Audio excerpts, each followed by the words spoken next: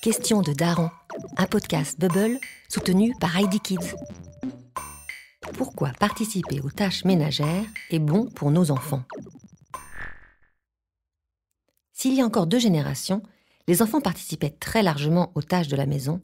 Cette habitude s'est beaucoup, perdue de nos jours. Pourquoi? Parce que l'on considère que nos enfants sont encore trop petits, ou parce que l'on préfère qu'ils consacrent leur temps aux devoirs, ou parce que l'on a une femme de ménage, ou parce que le faire soi-même, c'est plus rapide et efficace. Bref, on leur trouve 1000 excuses. Dommage, car apprendre à un enfant à participer aux tâches ménagères, et donc à œuvrer pour le collectif, a bien des vertus. Des recherches menées en 2002 par Marty Rossmann, professeur à l'Université du Minnesota, ont montré que les enfants impliqués tôt dans la prise en charge des tâches ménagères développent un plus grand sens des responsabilités, une plus grande autonomie et une meilleure estime d'eux-mêmes. Il apparaît même que le facteur le plus décisif, que ce soit dans l'achèvement des études et la carrière professionnelle, ou dans la qualité des relations avec les autres, est la participation d'un enfant aux tâches domestiques. À condition, précise Marty Rossmann, que cela ait débuté tôt et sans autoritarisme, mais de manière consensuelle. J'avoue que j'ai trouvé cette affirmation un peu énorme. Mais Marty Rossmann n'est pas la seule à être convaincue des bienfaits des tâches ménagères.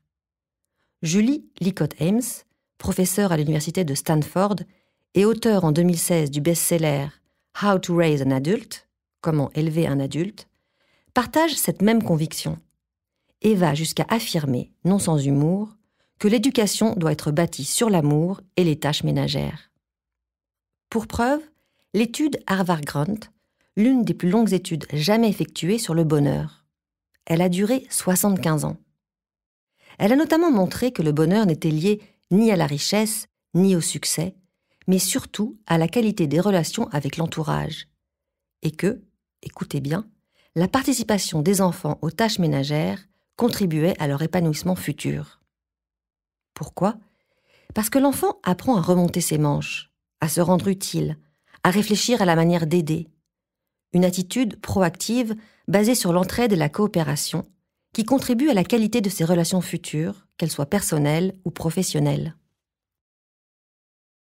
Ces différentes études expliquent les approches des grands éducateurs tels que Célestin Freinet ou Maria Montessori, qui ont imaginé des pédagogies basées notamment sur la participation des enfants, dès leur plus jeune âge, aux tâches ménagères. Un apprentissage qui s'est répandu dans toutes les maternelles à coups de responsable des serviettes, chef des chaussons ou rangeur des feutres. Et le meilleur pour la fin, côté parents, les bénéfices ne sont pas négligeables non plus. Demander à ses enfants de participer aux tâches domestiques, c'est se donner la possibilité d'être à la fois fier d'eux et rassuré sur leur attitude quand ils seront chez les copains. C'est également se sentir moins seul, faire baisser sa charge mentale et avoir le sentiment de vivre dans une famille qui se tient les coudes. C'est enfin apprendre à lâcher prise et à accepter que tout ne soit pas toujours parfait. Pour vous aider, vous retrouverez dans les notes de cet épisode une liste des tâches que vous pouvez confier à votre enfant en fonction de son âge.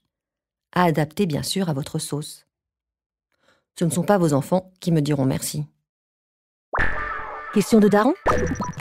Les darons, posez vos questions en envoyant un mail à podcast@bubblemag.fr.